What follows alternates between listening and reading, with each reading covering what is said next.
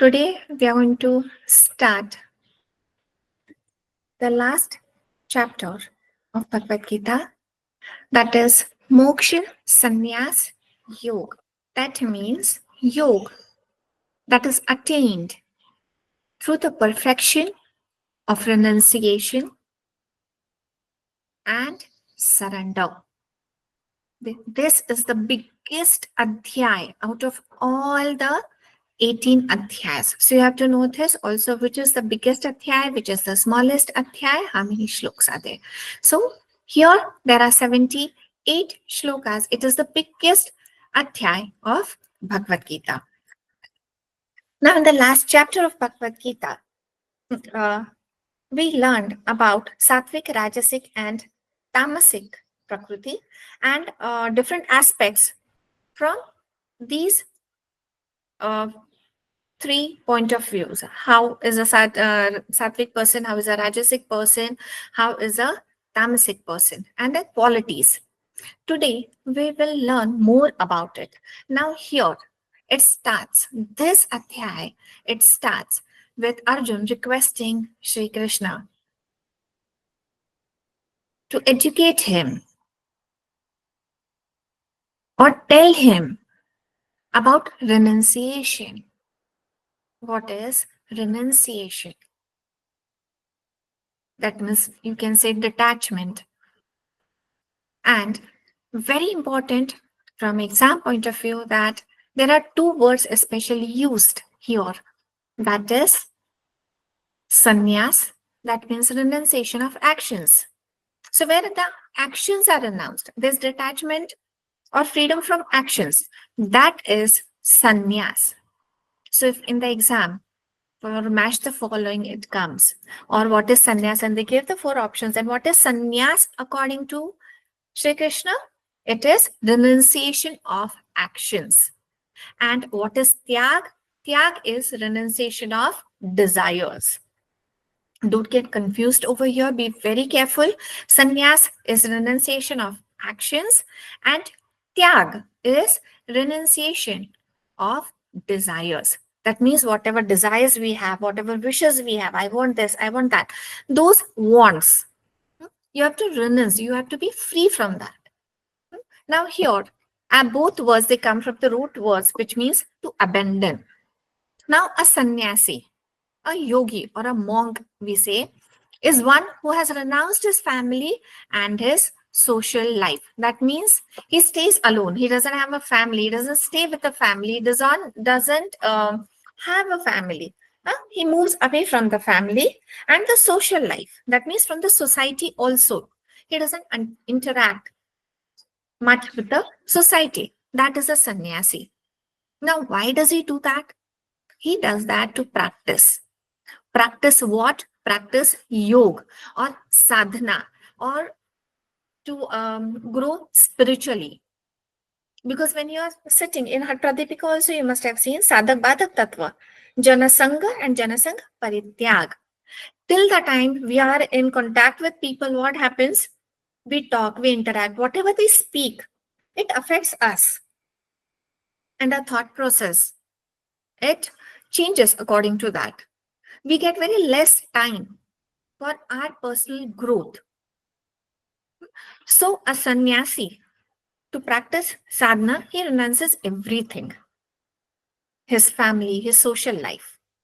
And what does a tyagi do? A tyagi is one who acts without selfish desires for the rewards of his actions. So what does a tyagi do? Tyagi, he stays in the society. He may have a family. Okay, he might be playing a role of a husband, a father, a son, a friend. But what is the difference here? Major difference is, even though he is staying in the society, he performs his duty, he performs his actions, he performs or does all the karma.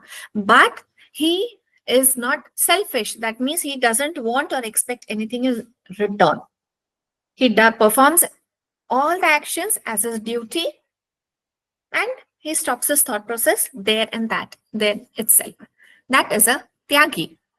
Now, Bhagwan Shri Krishna here further tells us that however, Shri Krishna recommends another type of renunciation. First, Shri Krishna told about two types of renunciation. One is sannyasi and other is tyagi. Then Bhagwan tells about another type of renunciation.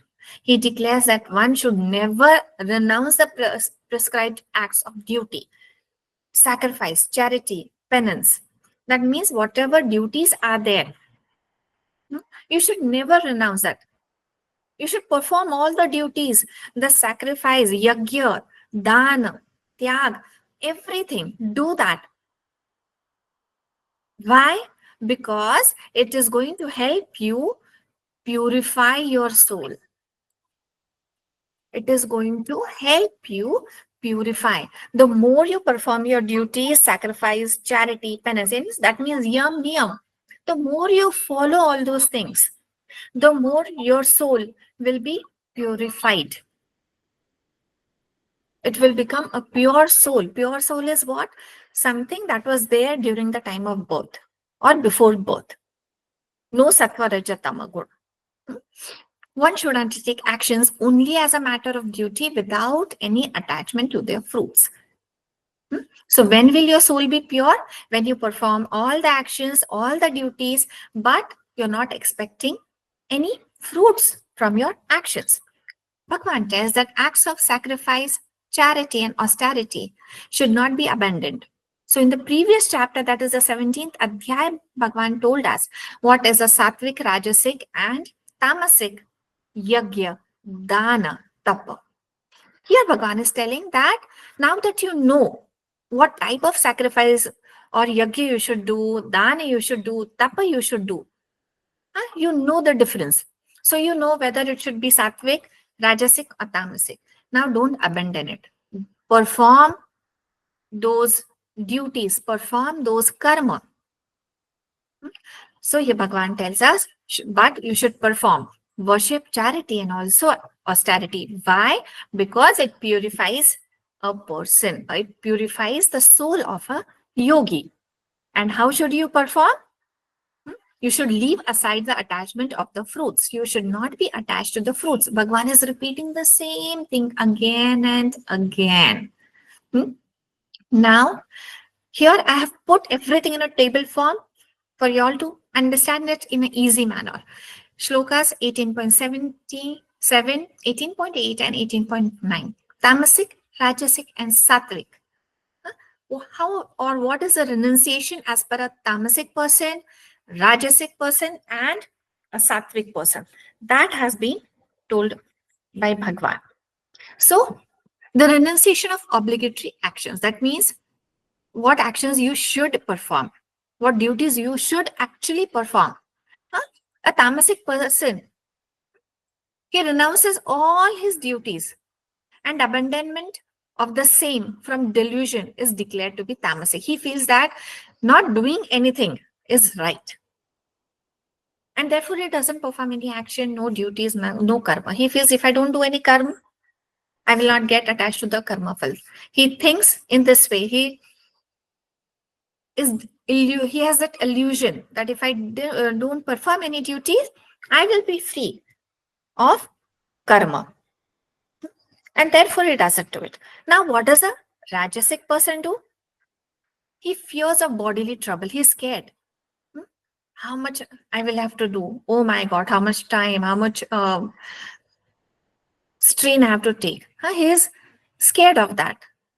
Abandons action and he doesn't do any action because it is painful. Now, if we have to perform, if you want to like appear for the exam, you have to take some efforts, right? Maybe you get up early in the morning or you sleep late and study.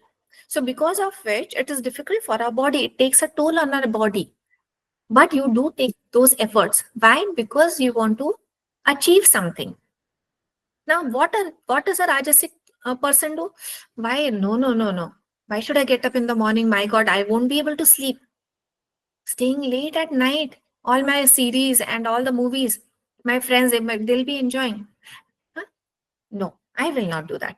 So he doesn't perform the activities. Why? Because he's scared, because he's not ready. for the efforts that are required. And that's why he doesn't do. He obtains not the fruit of abandonment. And then he who fears in this way and is a rajasic person and abandons the actions because they are scared, they get the fruit accordingly. Whatever obligatory action is done merely because it is ought to be done. Now, for a sattvic person, he performs all the actions. Again, Bhagwan is saying the same thing. He performs all the actions as a duty. He is not attached to the actions. He is not attached to the fruit of whatever action he performs. He just performs the action. He just does his karma, his duty, and that's it. That kind of a person is a sattvic person. Then Bhagwan tells that it is not possible to abandon actions entirely. We feel that, like here, Bhagwan told, tamasic person, he renounces all the actions. He feels that if I don't do any duty or perform any action, if I sit idle for the whole day, I will not get any karma phal. But Bhagwan says that is not right. Not doing anything also generates karma phal. Because even sitting, standing, sleeping, eating, drinking, all these actions, they generate some kind of karma phal. Because behind that, there is a thought process. So how is that thought process? Depending on that, you get that, the karma phal. The threefold actions or fruits of actions, pleasant, unpleasant, and mixed. That is sattvic, rajasic, and sattvic, tamasic, and rajasic occur even after death. Means it's not that only when you're alive, when you're living this life, you get the fruits. These fruits you will get even after your death. That is what Bhagwan is telling. Now, in the further next very, very important topic, that is sarva karma siddhi. It is asked in the exam. Siddhe sarva karmanam. So, sarva karma siddhi. What is sarva karma siddhi? Bhagwan is telling that there are 5 causes or reasons for the accomplishment of all the actions as declared by Sankhya. So Sankhya has spoken or stated the 5 causes of actions. Here I have stated those actions, 5 causes of sarva karma siddhi. Adhishthan, karta, karana, cheshta, and daivam. I'll remove this qua. Okay, it is cheshta. Important over here is that you have to remember the Sanskrit words for them. Please remember, because in the exam they could ask the Sanskrit words for all these English words. So what are the 5 causes of sarva karma siddhi? Adhishtan, that means the place of residence. Now here residence, what exactly is residence? We will understand it later. Let's first understand what is the meaning here of the word. Adhishtan means a place of residence and it refers to the body. So here Bhagwan is talking about the body. So body is something that he is calling as the place of residence. Karta means the doer who performs the actions. Karana means senses, the sense organs. Cheshta are the efforts taken. And Daiva is the supreme. These 5 words are very important. Sarva karma siddhi, adhishtan, karta, karan, cheshta, and daiva. Now let's understand every word in detail properly. What is adhishtan? Because in exam, if you want to answer it correctly, you have to know the exact meaning. Now adhishtan means a place of residence, and Bhagwan has already said that place of residence means body. He's not talking about the house or the city or the town that you live in. He's talking about the body. Since karmas can only be performed when the soul is situated in the body. In the previous chapter also, we had discussed this. Till the time the soul is there in the body, a person is performing action. What is the difference between a dead person and a person who is alive? A dead person, the body is there, but he cannot, there is no soul in it. Therefore, he cannot perform any action. So adhishtan here means the soul that is there in the body. So body is the place of residence. Whose place is it? Whose residence is it? It is the residence of the soul. And karmas can only be performed when the soul is there. Once a person has passed away, the body cannot perform any action. Understand this concept. Next is karta. Karta means the doer, the one who does the action. Now here, again, more specifically, Bhagavan is explaining adhishtan in detail as karta. Karta means now in the body, there is a soul. And Bhagavan told us that if the soul is there in the body, only then karma or duty can be performed.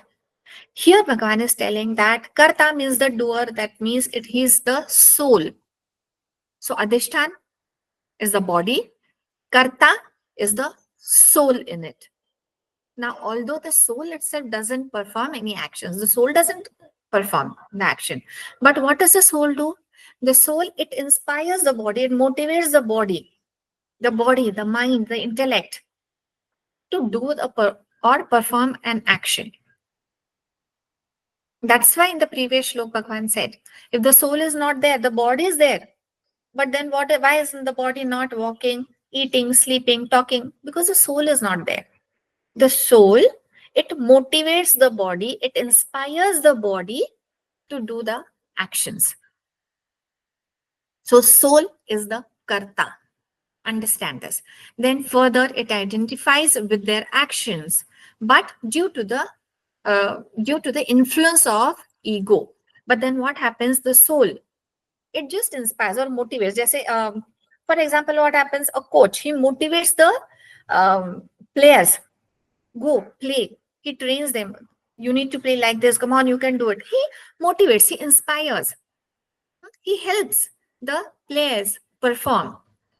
But then what happens? Bhagavan is saying that even though the soul is only the motivator or the inspiration behind the action, it identifies with the actions. It gets attached with the actions. Why? Why does it get attached? Because of the ego or the ahankar. In Sankhya, when we have learned those 24 tattvas, ahankar, it is only because of that ahankar that all the further steps are taken place. Sattvic, Rajasic, Tamasic, and from then Pancha Jnanendriya, Pancha Karmendriya, Pancha Tanmatra are born. So ego or ahankar, it is because of the ego that the soul, it identifies itself with its action. And it feels that I am doing the action. But actually, it is just inspiring the body. Therefore, it is responsible. It is responsible means the soul is responsible for the actions performed by the body. And it is called both the knower and the doer.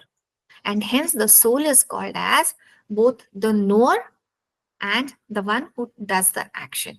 Now here in Prashna Upanishad also it is said that Eshi hi drashta, sprashta, shrota, ghrata, rasayita, manta, buddha, karta, vijnanatma, purushaha. Sa parekshara atmani sampratisthate. Means Bhagwan in Prashna Upanishad, it is said that it is the soul that sees. It is the soul that sees, touches, hears, feels, tastes, thinks, and comprehends. Thus, the soul is to be considered both the knower and the doer of the action. Now, here, let me give an example. We feel that whatever we see, touch, hear, okay, we see, hear, touch everything with our senses. That means eyes, nose, tongue, ears, skin. So we feel it is these parts because of which we can see, hear, touch everything. Now, in a dead person, the dead body also has eyes, ears, nose, but then why can't a dead person see? Why can't he feel? Why can't he touch? Why can't he hear? Why can't he speak or taste? What is the difference? Because eyes, ears, nose, all these things are physical aspects of it. It is not the physical part or the physical eye that we see. That is seeing. It is something that is behind it. The energy, the power that is behind the eyes or nose or tongue or ears. That is performing that action. And who is it? It is the soul. Understand this concept very nicely. In Brahma Sutra also it is said, Nyota Eva, that means it is truly the soul that is the knower. It is not that the eyes, with our physical eyes, the one that we see, that we feel that we can see. No, it is the soul. Then in Brahma Sutra again it is said, Karta Shastrarthatvat. That means the soul is the doer of actions, and that is confirmed by the scriptures. In all the scriptures, different sages have said that the soul is the one who is the karta, or who is the one who is doing the actions. Then the senses. Now we understood adhishtan, we understood karta. Now karan. What is karan? Karan are the senses are instruments used for performing actions. Without the senses, the soul could not have experienced the sense of taste, touch, sight, smell, and sound. There are 5 working senses, that means karmendriya: hands, legs, voice, genitals, and anus. It is with their help that the soul accomplishes various kinds of work. Thus, the senses are also listed as factors in accomplishing the actions. So here Bhagwan is saying that the senses are only tools or instruments that are used to perform an action. Just like for cooking, we use a utensil, or we use a spoon, or we use even the gas stove or the cylinder. And only because of that we are able to cook. Similarly, Bhagwan is telling the senses are only the tools for you performing the action. They are only the tools. Karan. Despite all the instruments of action, if one does not put in effort, nothing can be done. So in the house, we have gas, we have cylinder, we have kadhai, we have a lot of utensils. But if we do not put any effort, that means we don't take the effort to cook. Will the food get cooked? Nothing will be cooked. We have a car.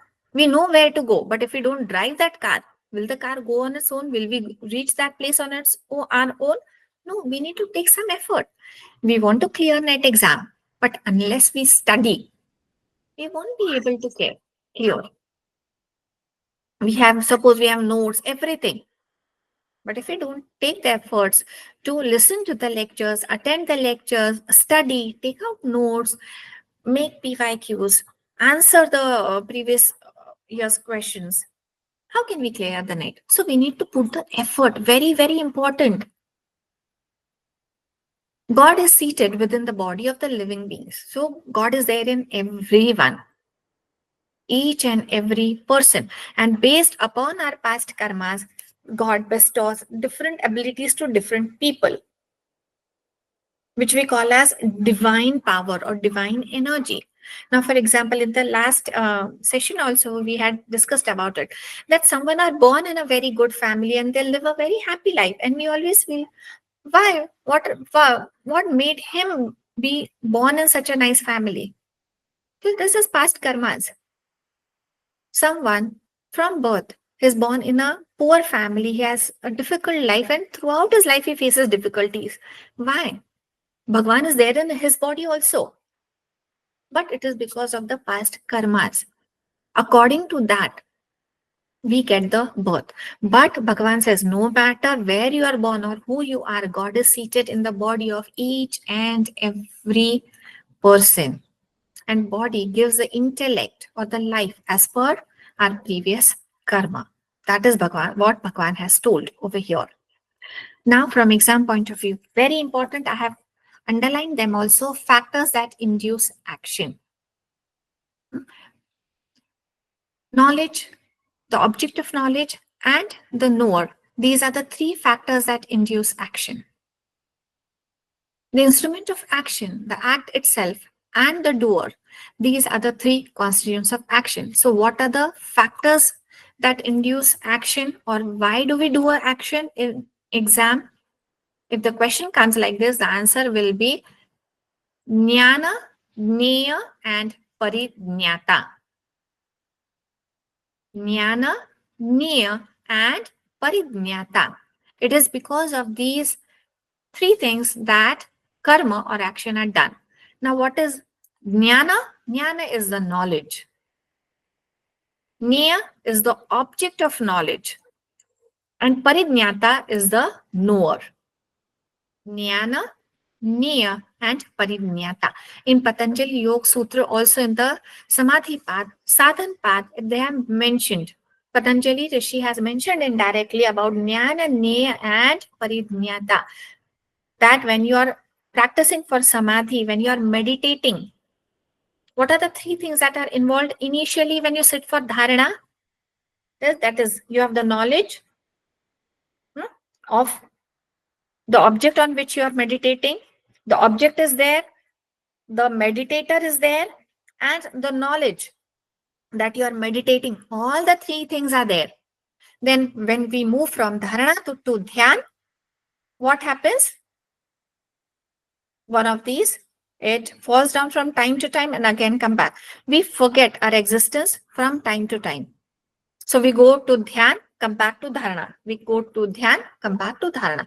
And in samadhi, what happens? Everything becomes one. That means there is no difference between jnana, jnaya, and parijnata. There is no difference between the meditator, the meditation, and the alamban, or the object of meditation. They all become one, and only the experience remains.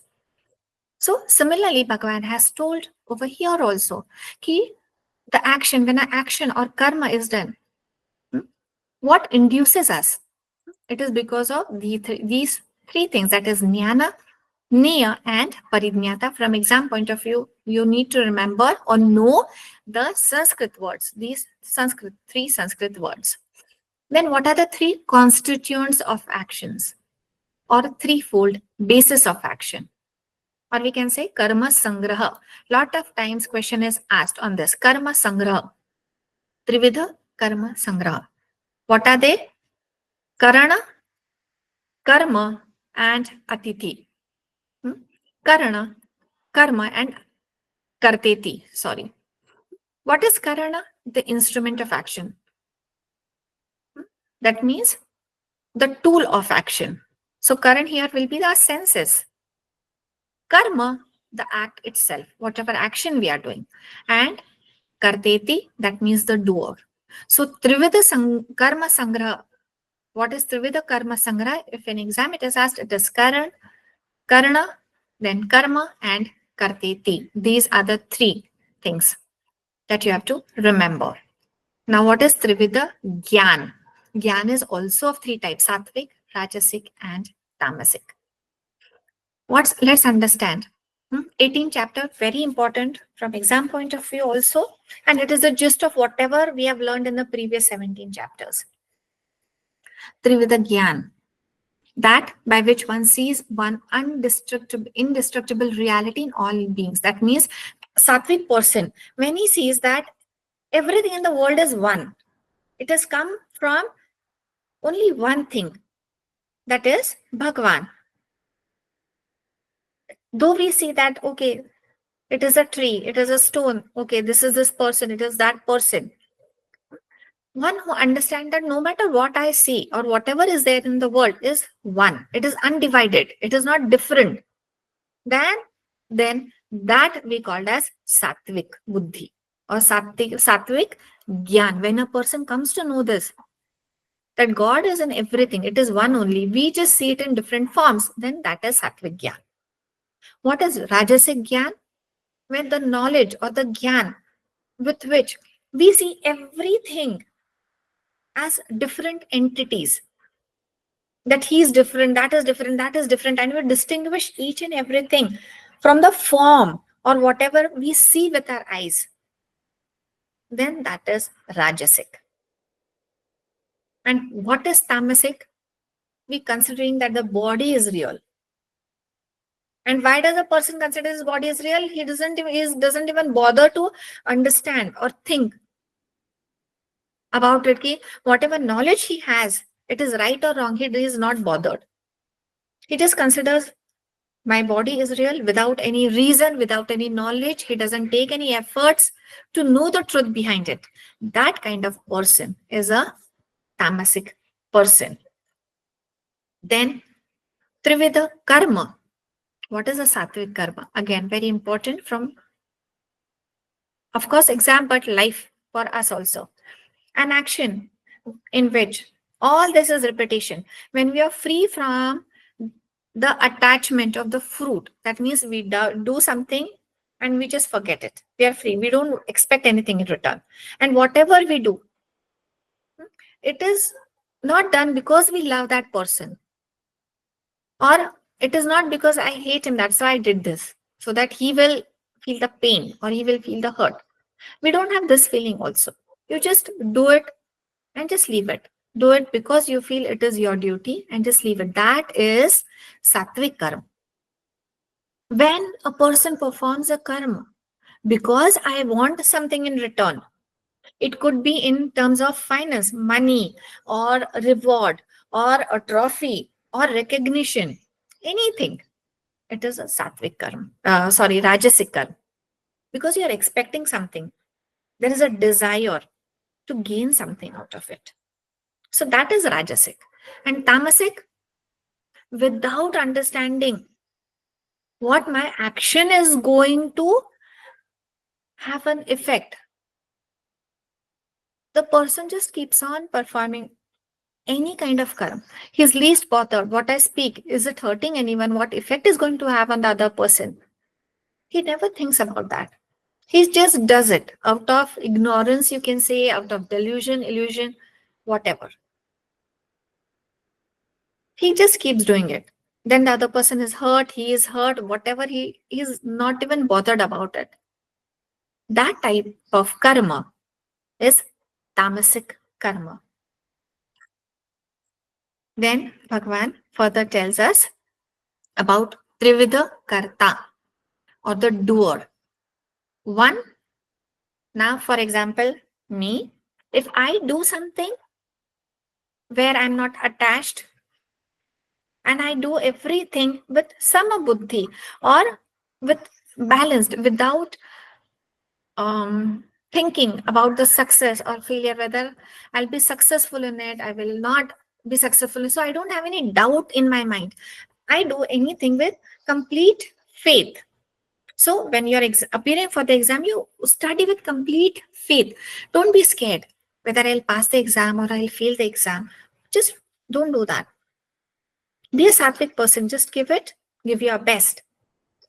Don't be affected with whatever the result and don't think about it. Then you're a sattvic person. Rajasic person, he wants desire. Now, if I'm teaching and I want something in return, that I want appreciation from the students, I want this from that. Okay, I want recognition or anything, then it is Rajasic. Again, the concept, if you look at the base, it is the same. It could be karma or the karta, whatever. Sattvic does his duties free from karma, means does his duties free from karma, phal. And he performs his duties in equanimity, no matter who is in front, for enemy or for a friend, his actions are the same. It doesn't distinguish between them. So that comes under sattvic. From exam point of view, remember that Rajasic person will always expect something from it. That is a Rajasic person. He will have some intention behind it. It could be an intention which is good for him. It could be an intention which leads to grief. And he performs action. Now, Tamasic, Tamasic is a very unsteady person. He doesn't think much. He doesn't have the knowledge and he doesn't even attempt to gain a knowledge. मैं जैसा हूं वैसा एकदम मस्त हूँ, ठीक हूँ, मुझे क्यों बदलना है? We have those sort of people. I don't want to change. I am the best version of myself. And they act accordingly throughout their life. They are tamasic. Now, these tamasic persons, when they do their actions, those actions are in form of cheating or malicious or jealousy. Those actions or you want to do something but you don't do it. For example, to clear the exam I have to study every day, but I will not study. That is a tamasic person. So he knows what is right, so not that he needs to do it, but he is least interested. That is a trividha karta. That is a tamasic person, rajasic and sattvic person.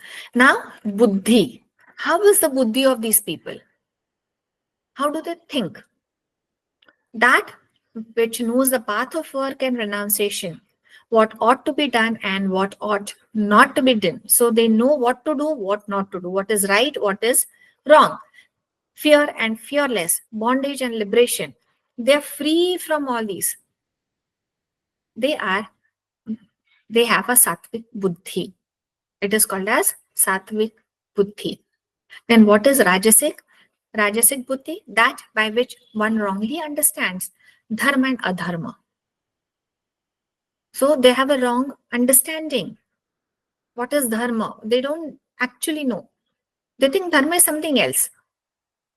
And also what ought to be done and what not to be. They don't know what is to be done, what is not to be done. And they don't have this understanding. This type of buddhi is a rajasic buddhi or intellect. Now, tamasic, enveloped with darkness, sees adharma as dharma. Whatever we shouldn't do, whatever is written in the scriptures that you shouldn't do, they perform all those activities thinking that it is right. This type of buddhi is tamasic buddhi. So sattvic buddhi is something where you're not scared of anything. You just do your work, renounce everything and perform your duty.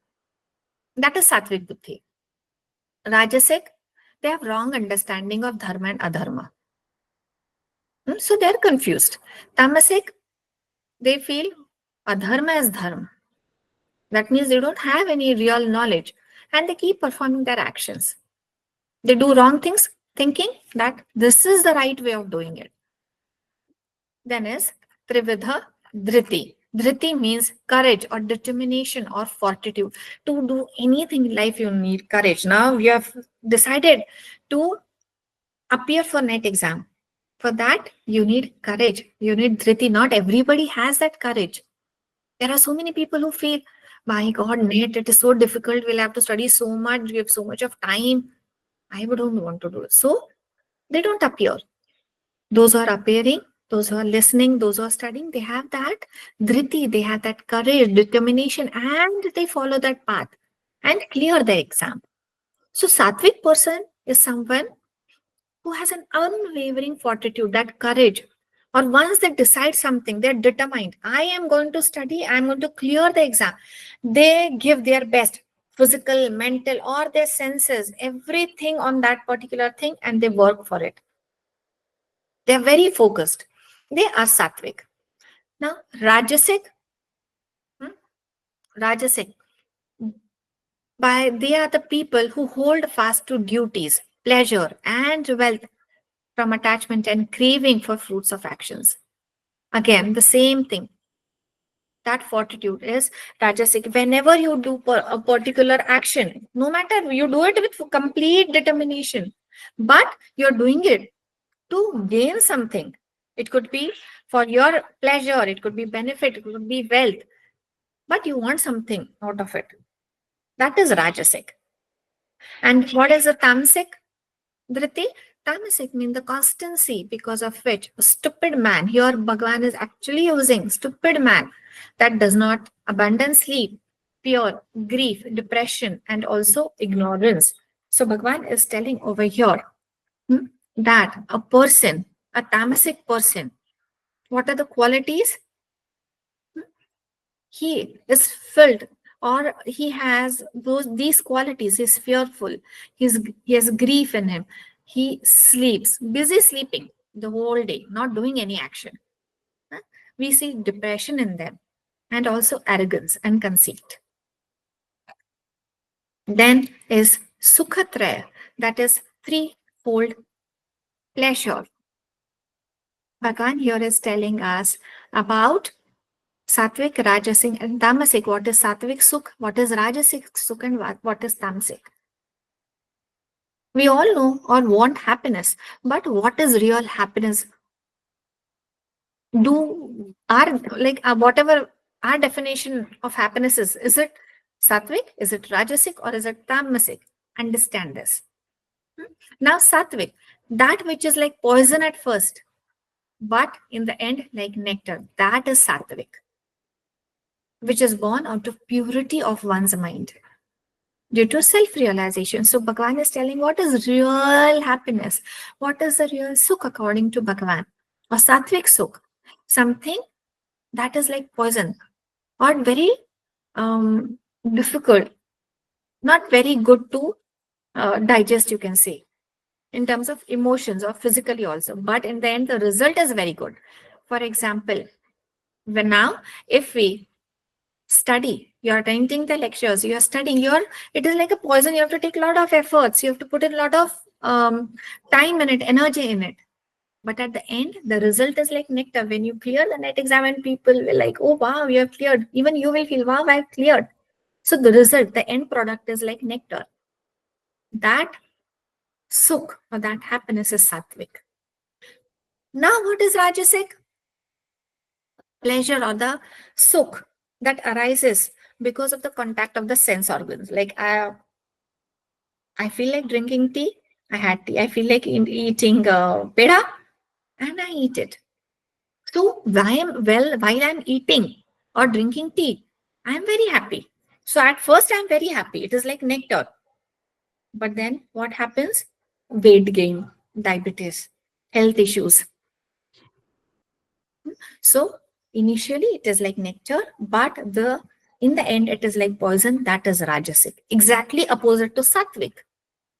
And what is tamasic? The pleasure at which starting also and in the end also it is not good, arising from sleep, from heedlessness, from indolence. That is called as tamasic. That means a person is very happy sleeping for the whole day. He sleeps for the whole day and he's very happy. Wow, I've slept so nicely. So that kind of person, lazy person who sleeps, who doesn't do anything, that type of pleasure, if you feel or you get pleasure by just sleeping the whole day, not doing anything, lazy, I will not do anything, I will not go anywhere, I will not take the efforts. That kind of pleasure is tamasic pleasure, which is not good for us. Now, then Bhagavan is telling there is no being on earth or again in heaven. That means in this world and the other world, that is heaven. That means among the devas also, there is no one who is totally liberated from these three qualities of Prakriti. Everyone has these three qualities. Even the Dev who are there in heaven, they are also not free from these three qualities, that is Rajasic, Tamasic, and Sattvic. Work done by different varnas. Further, Bhagavan tells us that there are different varna that have been that we have divided. Bhagavan has divided into, and what is the work that every varna, or the nature of the work that these people do. So there are four varnas from exam point of view. Very important. First varna is the Brahmana, that is the scholars. Second, Kshatriya. Third, Vaishya. And the fourth, Shudra. These are the four Varnas. First, Brahman. Second, Kshatriya. Third, Vaishya. And fourth, Shudra. So, Bhagavan has divided all the beings into these four categories. You have to fall in one of these categories. Now, how are these categories formed? Depending on the qualities. We are divided into one of these four categories. Now, what are these qualities? I have put for the shlokas with the meanings so that you know the Sanskrit words of it. So, Brahman. So, Brahman. Here, English meanings are there. But in Sanskrit, Bhagwan has said that Brahman, they have these qualities. Shama, Dama. Shama means peaceful. Dama, self-control.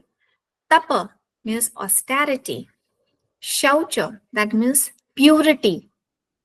Then is Shanti, that is tolerance. Arjavam, that means they are honest. Those who are then Jnana, those who have these qualities, they are Brahman. Jnana means knowledge. Vijnana means wisdom. Astikya means they are religious. One who has these qualities, Bhagwan terms them as Brahman. So it is not that Brahmins have these quality. Now what happens according to the caste, it is that. Initially, what happened previously, depending on the quality a person had, they were set in a particular caste. Now it is the other way around. Whether you have those qualities or not, because you're born in that particular caste, you are called as Brahman or Kshatriya or Vaishya. But previously, that never used to happen. Depending on your qualities, you were considered, and that is actually the right way. But let's not go into that. So we know that those people who had these qualities, they are considered as Brahmins. So you also today think in which category you fall, which qualities you have. So it will be easy for you to remember from exam point of view also. Then Bhagwan is telling about who is Kshatriya. Shaurya, that means who is brave. Tej, who has power, who has strength. Dhriti, that means who has determination, courage also. Then resourcefulness, who is ready to fight the battle, who has leadership qualities. These are Kshatriya. So those who have all these qualities were considered as Kshatriya. And they were then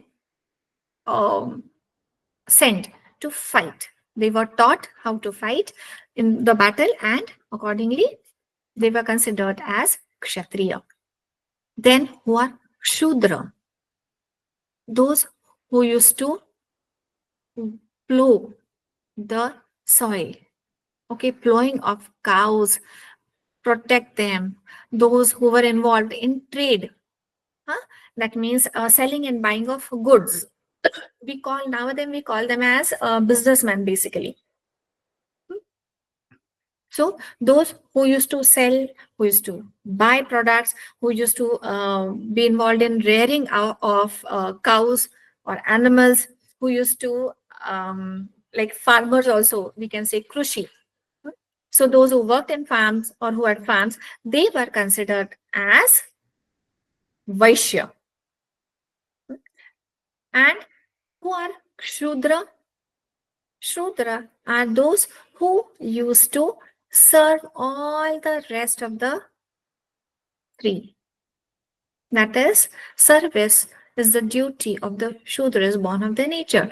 They did not have any of these qualities, so they used to serve whatever these three needed, they used to serve them. That is how the four Varna existed at that time. Now it is very different. Now, lastly, who attains to Brahma? Now, Bhagwan tells us Brahma Prapti. How do you attain Brahma? Who is fit to become one with Brahma? What is the realization of the absolute truth? So, the answer to that is one who has attained perfection. These are the qualities. Endowed with pure intellect, controlling the self by firmness. He has control over himself, abandoning the attraction and hatred. That means who is not attracted or who doesn't have the feeling, "Oh, this is mine, and I like this person, I don't like this person, or I like this thing, I don't like this thing," who doesn't have this feeling. Religious solitude. He is happy being alone also. Eats lightly. That means ahar, moderate ahar. Controls body, mind, and speech. Who has absolute control on his body, on his mind, that means his thoughts, and also his speech. Who is ever engaged in meditation, who is always in a meditative state. That means is one with Bhagwan, devoted to Bhagwan, who practices dispassion, not attached to anything. He is free from egoism, violence, arrogance, desire, possessiveness of property. This place is mine, this is mine. He doesn't have that. And he is not even selfish. He's free from selfishness also. A person who has all these qualities, such a person is situated in tranquility and is fit for the union of Brahma. That means Bhagavan is telling when we have all these qualities, then we can consider that yes, I have understood my real self. I have understood what soul is, what the real nature of soul, and what Brahma is, and becomes one with the Supreme Self. Then Bhagavan tells us, one situated in the transcendental Bhagavan or Brahma realization becomes mentally serene, neither grieving nor desiring, being equitable, disposed towards all living beings. Such a yogi attains supreme devotion to me. So when a person or a being is mentally balanced, peaceful, in a blissful state, he is not sad, doesn't desire anything, doesn't want anything, and who has the same feeling or approach towards everybody on this planet or in this world, that person, Bhagavan says, has attained me. And whom should not be given the knowledge of Gita, Bhagavan tells him. Whom should not be given the knowledge of Gita? This is never to be spoken by you to one. You should never give the knowledge of Gita. Whom should you not give? One who is devoid of austerity or devotion, nor to the one who does not render service or desire to listen, or no one who is envious of me. So Bhagavan tells, don't give this knowledge to anyone or everyone. See who is in front of you and then give the knowledge, the person in front of you. Okay, he should be ready to do austerity, or he should have faith, he should have devotion, he should be ready to take efforts, he should be determined. If he's not interested in listening what you're telling, if he doesn't feel that whatever you're telling is important, then what is the point of telling? Now, for example, if this lecture I'm taking in front, or I'm trying to teach someone who is not going to give the NET exam, what is the point of me teaching them? They will not listen. Nothing will go in their head. Then it is pointless. I'm wasting my time, my energy, and their time and their energy also. So you should not give to people like this. Then whom should you give this knowledge? Bhagavan tells us that if amongst my devotees, those who teach this most confidential knowledge perform the greatest act of love, they will come to me without doubt. If a student who has understood even a wee bit of our cultural tradition does not convey it to others, it means that there is no mobility of intelligence or fluidity of inspiration in him. He who is thus capable of conveying the truths of Gita to others is complimented here with the promise of the highest reward. He shall doubtlessly come to me. So Bhagavan here not only this, but the Lord expresses that he loves such a teacher much more than anybody else. So Bhagwan here tells us, whom should this knowledge be given? One who wants to teach, who wants to spread this knowledge. Give that knowledge to that such a person who believes in Bhagwan, who has faith, who is interested in it, and wants to teach it further to others. I love this kind of a devotee. But the person who takes the knowledge and keeps it to himself, doesn't convey it to others, the knowledge is not flown from one person to another, then you should not give that knowledge to him, because he is a selfish person who wants to keep all the knowledge to himself. For example, you get notes, and if somebody is in, just share the notes, share the knowledge that, okay, in NET exam, I studied in this way. I listened to those lectures. There, this thing is this way of studying is good. So share whatever knowledge you have. If you keep it to yourself, I will not share the notes. I will not share the questions. I will not share how I studied. Then that is not right. So Bhagwan is telling that man also who hears this, full of faith and free from malice, he is liberated.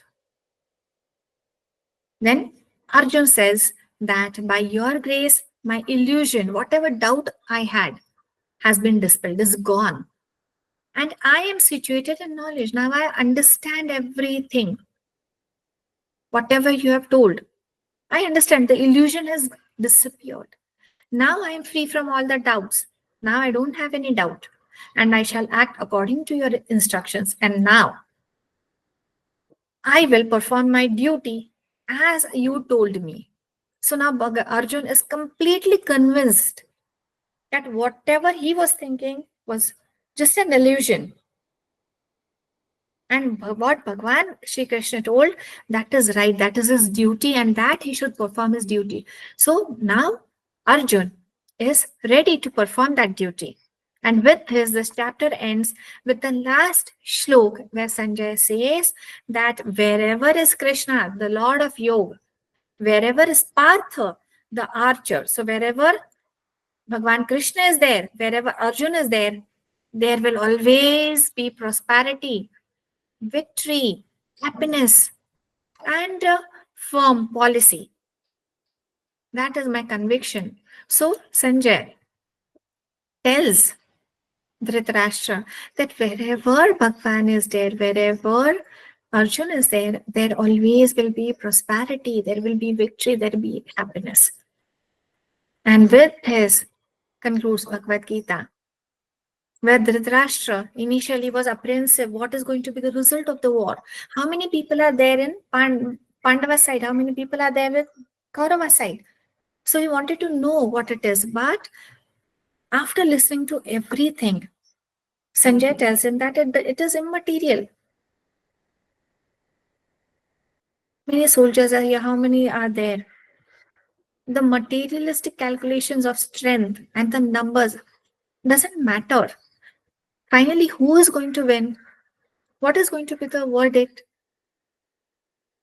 The victory will always be on the side of God.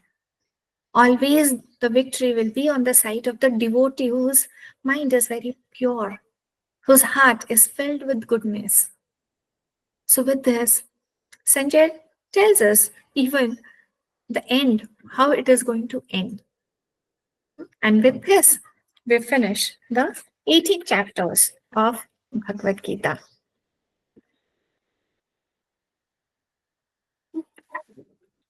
Okay, so we're finished. Tomorrow we will take a quick marathon of all the 18 chapters and whatever important topics are there in these 18 chapters from exam point of view. And on Wednesday, I have received questions from some of the students. So I have shared the PPT with them also. Please, remaining students, share the PPT, share the questions so that I can share the PPT, and we'll have a question answer session on Wednesday. That will be the last session.